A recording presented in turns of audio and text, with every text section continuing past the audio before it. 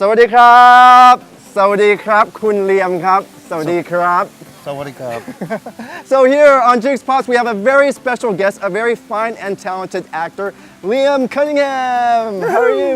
I'm very well up. Very nice to see you, sir. Welcome to Bangkok, Thailand. Thank you very much. So we're in the middle of the city. So before we go into all the tidbits about Game of Thrones, I like to take you around. Is that all right? Perfect. Perfect? Yes. Okay, I see that you're armed.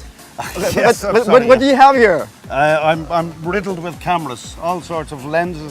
I love this. It's so photogenic, this place. You have to photograph it. Without a camera, it's insane. So whenever you travel, are you always armed? Yes, I have to. I take a lot of photographs. Okay, then definitely there's going to be a lot to photograph where I'm taking you. Excellent. We're here at Wat Pho, and we have the sleeping Buddha right behind us. So let's start our tour. You ready? Let's do it. Okay, let's go.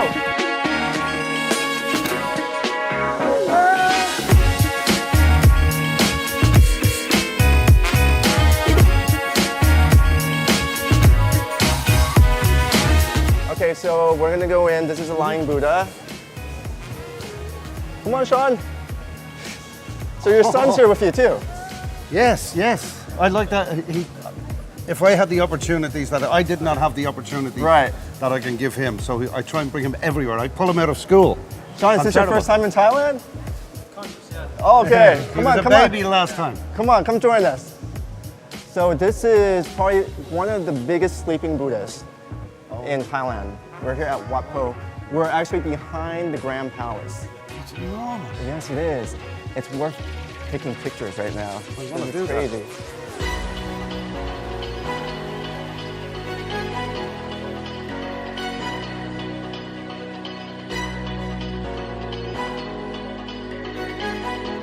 The most stunning, beautiful. It's absolutely extraordinary. The detail is just everywhere. Everywhere you look, there's tiny, tiny details.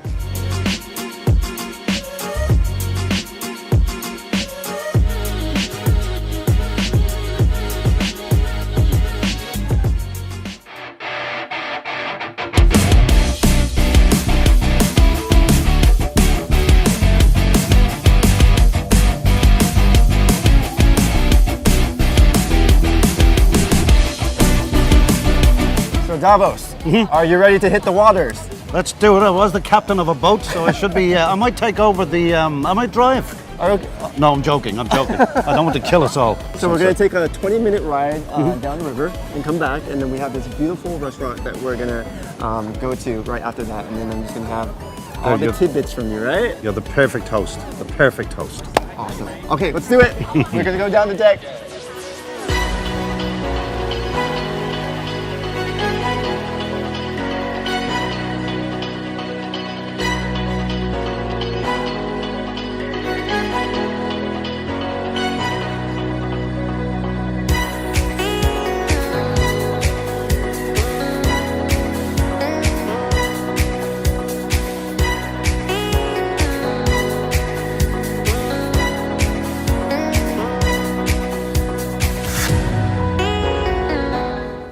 So we finally made it to the restaurant. We're on dry land. We're on dry land. So welcome once again to Bangkok, Thailand. What brings you here to Asia? Well, what we're doing here is HBO have just announced a collaboration with AIS to show the magnificent content that HBO and I have kind of been brought off as a little ambassador and also to celebrate this collaboration and I'm stealing a little time for myself as well to get through and re-fall in love with this country. So you've been here before when you say re-fall in love with this country. When were you last here in Thailand? I had my 40th birthday party 15 years ago. I'm so old. I was going to say 2 years ago. Yeah, sure. I was filming down south in Krabi. I was there for 3 months with my family and it was just the most extraordinary time. It was one of the best things I've ever been able to do with my family. What were you filming at the time? It was a beautiful story. It was called Stranded, but it was based on Swiss Family Robinson. It was a sort of 18th century boat that capsizes, and they have to make a life in this strange place. And And the strangest place they picked was Krabi. Is it the reason why it's important for you to bring like your family with you to experience these things? Because right, of course. Because on this trip you have Sean with you. I have Sean, and one of the reasons I think travel, it's like somebody said a while ago, said the only money that you will never waste is money spent on traveling. That's true. Because as the old saying is, travel broadens the mind.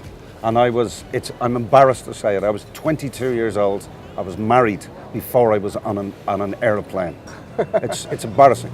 So when did you get on an airplane? To fly. My first time on a plane was going to live in Africa. Oh. Yeah, and I lived there for 3.5 years. And when I finished in Africa, I came back to my home and I came back to the job I was doing because I used to be an electrician. And when I came back, I went, I can't do this anymore. I need to do something else. And it was travel that caused me to be an actor because a distraction. I was looking for a hobby. So I took up drama. What I didn't expect was to completely fall head over heels in love with acting. So I did that for 2 years, and when I finished my course, I went, this is what I want to do with the rest of my life. Well, it shows you that like you shouldn't fear anything. Like when you close one door, another door opens for you. Don't overthink things. If it's something that you want and something that you love doing, chase it. Because as the wise man said, you haven't failed until you stop trying. That's a great saying. It's a good saying, it's true. And here you are in Bangkok, Thailand. And as you're saying, you're here because Game of Thrones, the new season is coming out. You actually, your character, Davos, showed up in Game of Thrones in season 2. That's correct, yeah, early in season 2, yeah. So when I saw the first season and I saw how good it was, I went, I was like really nervous. Because you don't want to let people down. And sometimes you think, have they made a mistake giving me this part? There's so many good people in this thing. There's so many extraordinary work going on. How did you get the part, by the way? Interesting. I met them for the first season. I met the producers, the writers, for another part. And that they went, it was all sorts of usual professional stuff. And they said to me at the time, they rang and said, look, it hasn't worked this time, but we have some more interesting characters coming in next year. And I thought to myself, yeah, it's Hollywood talk. They're just letting me down gently. But they called me some months later. I came back up. We had another meeting, and I read for the part. And they said, do you want to get on board? I went, yeah. And literally, you came on board. I did come on board, literally, yes, as a captain. Yeah. So, did you expect the whole feedback around Game of Thrones to be this globally huge? No, nobody knew. No, anybody that says they knew is lying. No, I knew it was going to be good because, again, HBO, the quality of the stuff that they produce is astonishing. I'd read the scripts. The script was beautiful when I read them. And I mean, after that, it's a case of getting on board. We knew it was going to be good. We didn't know it was going to be huge. Yeah, I think it's one of those things, once you're hooked, you're extremely hooked. Oh, there's no getting away. There's no getting away. No, it's like a drug. So okay, I'm going to just jump into it right now. I'm going to jump in the water right now. Is there anything you can tell us about the new season? Well, I'm not going to tell you the stories. However, I will tell you that HBO is so proud of this thing. It's very easy. The temptation, and I've been involved in shows that has happened before. When something is good, a lot of people tend to sit back and kind of enjoy the success of it. HBO are very aware that this is unique, and this is going down as a piece of television history. It's magnificent. I don't want to say too much. I don't want to give it away. I'm bursting to tell you about it, but I can't. Even our crew back here, they're in suspense they're right now. jumping around. I can see them. Come on, that was tell us. No, I can't do it. It'd be wrong. Well, you were on Conan, and you said George Martin actually told you something. He told me a secret. How did you know that? Oh, you saw me on Conan? Yeah. So he did tell me has the secret been revealed yet, or it still hasn't been revealed yet? You see, I can only answer that in a confusion way. I could answer it, but my answer would only confuse you more. Okay, give me a confusing answer. It has been semi-revealed. Oh, you see, you shouldn't have asked. You shouldn't have asked. Okay, now I've only made back. Yeah, it's sort of been revealed, but not in its entirety. All right, so it's halfway there. Gotta go do my homework, my research. Yeah. You guys have to go do your homework and research. So, who is your favorite character in the Game of Thrones series? Oh, there's so many wonderful, wonderful people. I mean, I love the badness of Joffrey. There's nothing more enjoyable than a really, really bad guy. And they're great fun to play. I mean, Ramsay Bolton, again, the evil guy. We all wanted him dead. Here's the interesting thing. I bet you and everybody else, when Joffrey went and Ramsay went, you go, yeah, they're gone. Oh, they're gone. You're kind of sad that they're gone because they caused so much trouble and so much drama. Good bad guys are fantastic. You hate them so much, but you love to watch them. Yeah, but when they're gone, you're going to go, we need another bad guy. We need another enemy. That's the wonderful thing about the show. The bad guys are wonderful to watch, so are the good guys. How's your family? Are they into fans?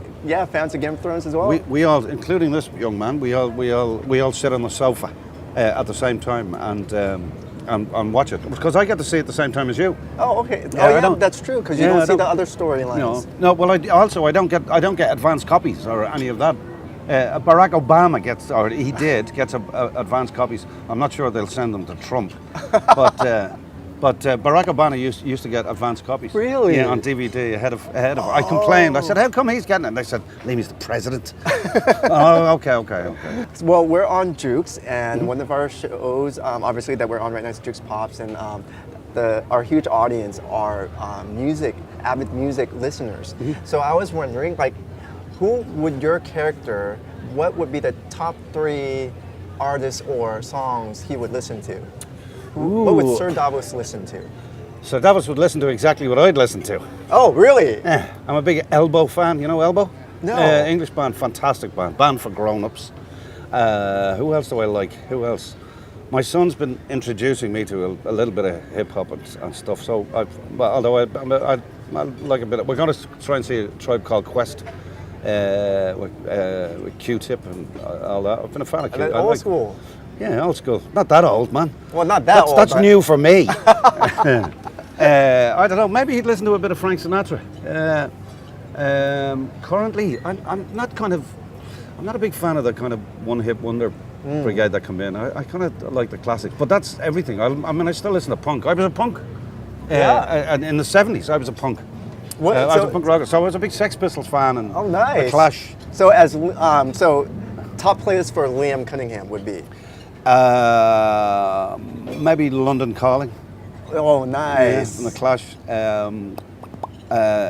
Frank Sinatra, Wee Small Hours of the Morning. Beautiful, beautiful song. So you got the classic Frank, and then you got listen, the if it's good, I don't care whether it's new or old or classic or whatever. I listen to it if it's good, and I've on my phone I've got thousands of songs, and it depends. I've got lists of easy, classical, Foo Fighters, all sorts of different stuff. So depending on your mood, it goes with the mood. Yeah. Bit of old, bit of new. Yeah. Thank you. Well, we had such a great time spending with you, JOOX and Liam. Thank you so much for your time. It's been a pleasure talking to you and a pleasure spending time with you. Any last things to say to the audience who love Game of Thrones, loves your character on JOOX? I would say, keep watching. Wait for July. You're going to be astonished. It's going to be wonderful. Hold your breath.